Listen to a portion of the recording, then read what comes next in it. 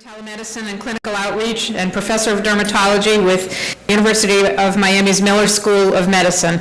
And there'll be probably 15 minutes after lunch for more networking and conversation before the panel starts again at around 1:20. Thank you. Good afternoon, and thank you, Jane, and thank you. I haven't even started talking, that's pretty good. To the Planning Committee, thank you very much for inviting me. I'm going to talk to you about telehealth and how it's transforming healthcare, how we can do that, and talk a little bit about the UM experience and share with you the activities that we're doing.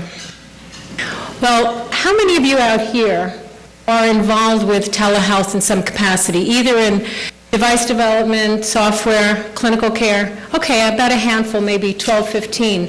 Well, my goal for this talk is for the rest of you to understand what this is and be eager to jump on the bandwagon and give support to it. We could define telehealth as technology-mediated provision of health care and also distance education where it's needed and when it's needed to patients and providers. And there are two modes of giving care. Behind me, on your left, we can see that there's a patient raising her hand. This is a clinical exam that's happening in real time, video conferencing. A neurologist is asking for physical exam to see if there's mobility. This is real time, takes some coordination in terms of choreography of provider, patient, and referring and consultant clinician. On the other side is one of our derm residents, and she is online on the Army website. She's doing a store and forward, an asynchronous teleconsultation from the military base, looking online. That was uploaded a few hours before, and this is being done in an asynchronous or store and forward mode. These are the two modes that are being done. Well, what are we using telehealth for? Well, there are many, many applications, mostly specialty consultations, certainly second opinions, follow-up for patients if they've been seen once, and then there's a fair amount of remote monitoring that is happening in terms of monitoring patients who have diabetes with glucometers and getting readings remotely or their hypertension. In this manner, disease management is able to be controlled in terms of maintaining good health, preventing crises, and cost efficiency, and also distance education to providers is important. Well, I want to let you know that telemedicine, telehealth, is a recognized method and tool for delivering healthcare, and the scope in the U.S. is broad. There are many national programs that are here in the U.S. Certainly Indian Health Services, the Veterans Administration has telemedicine as a standard way of giving care. The Department of Defense uses it for their military personnel who are overseas, who need consultation back to Walter Reed. And there are several state programs like California, Georgia, Louisiana, Florida, not yet. I'm hopeful. And there are 48 university programs that we lately got a poll that says at least 48 schools are doing it, perhaps more. Certainly correctional telehealth is something that's been done because there's a cost, about $1,000 every time you want to transport a prisoner. Security risk that also goes along with that. Well, what are the benefits of telehealth? Why are all these folks doing it? Why are they paying for it?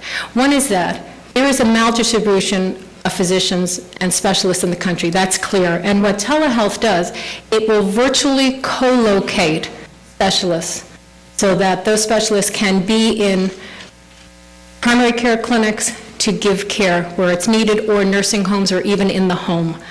Additionally, we are giving education by giving telehealth care, education to these providers so that they understand how do you deal with this special disease. So the next time they will learn, and I can tell you from doing telemedicine for about 15 years, the questions I get on consultations get more sophisticated because they know how I will treat a folliculitis or an impetigo, and they are asking second level, more challenging questions as they learn. It's also convenient. Boy, we talk about windshield time here in Miami and other places, but it's reduced travel for both the provider and also the patient. And so there's less time away from home, from work rather, and school for parents and their kids. Quality is enhanced. There have been a lot of studies written and published showing that with intervention, it comes more timely, diagnoses are made more promptly, and the workups are more appropriate so that it's more cost efficient and it's less burdensome for the patient. Because it's a consultant, it's a specialist who's directing that. It's not shotgun therapy or workup. So it's collaborative care between primary cares and specialists, so it is better for the patient and cost effective. So disease management, it's improved. We don't have those crises that happen. And what we find is that patients are more compliant if they have this connectivity with their healthcare provider. Certainly costs, as I mentioned, have been decreased by using telemedicine. There was a significant study by Miami VA, and Dr. Studi Dang was the lead author on that, documenting in a study that was sponsored by the VA that by evaluating patients and keeping in touch with them daily and having monitors of their hypertension, their COPD, diabetes, and congestive heart failure, you could decrease the number of rehospitalizations, decrease the number of emergency visits, and clinic visits as well. And because of this pilot project that she did, and she's here, Studi, raise your hand, so that she did, the VA incorporated this model, and this is standard in the VA now. It was such a cost savings. The military use telemedicine to determine when do they triage individuals. Do they need to? And the question may be, yes, you need to, or no, you don't.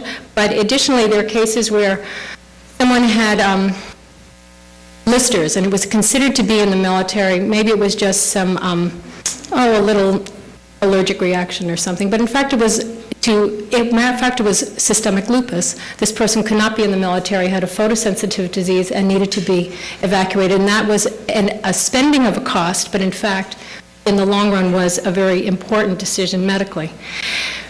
Physician extenders can be used more effectively by appropriate medical supervision. And this is a way for one specialist or one physician to provide care and coverage of multiple sites by being in one facility. What are we doing here at UM? We're doing a lot of activities, and let me tell you about some of them.